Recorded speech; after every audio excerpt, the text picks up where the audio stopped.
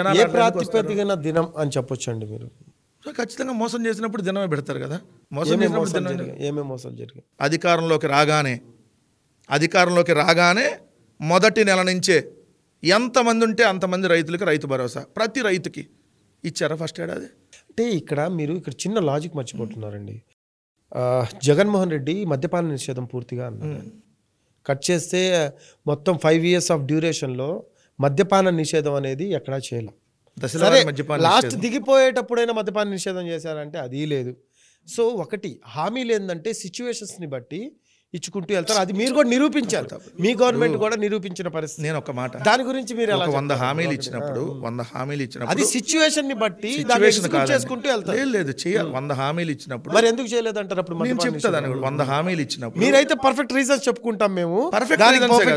మిగతా వాళ్ళకి ఉండవు. ప్రజలు డిసైడ్ చేస్తారు నేను చెప్పేది కరెక్టా కాదు. అందుకే ప్రజలు డిసైడ్ చేశారంటారు మీరు అని మీరు అట్లా అనుకోండి.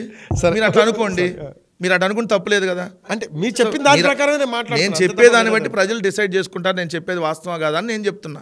ఇప్పుడు మీరు అన్న మద్యపాన నిషేధం, మేము దశలవారీ మద్యపాన నిషేధంలో భాగంగా 4% తాగే వాళ్ళ సంఖ్య తగ్గించాం.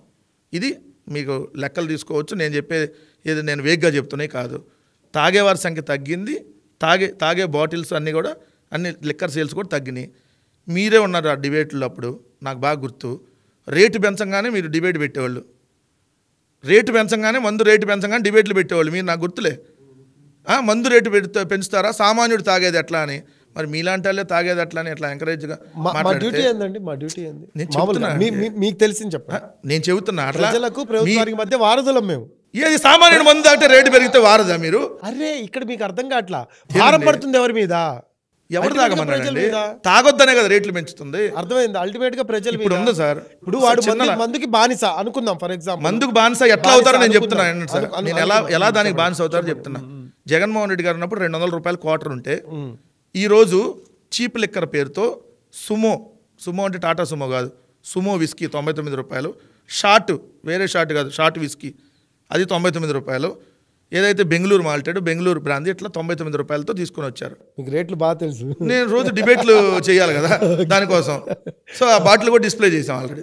సో ఇక్కడ ఈ 99 రూపాయల మంది తీసుకొని వచ్చినప్పుడు అంతకుముందు క్వార్టర్ తాగాలంటే 200 అనుకోండి. ఇప్పుడు 200 ఉంటే 2 క్వార్టర్లు తాగుతాడు. అంటే తాగటం డబల్ అవుతుంది. అప్పుడు ఏమైంది? 10 సంవత్సరాల తర్వాత చచ్చిపోయాడు, సంవత్సరంలో చచ్చిపోతాడు.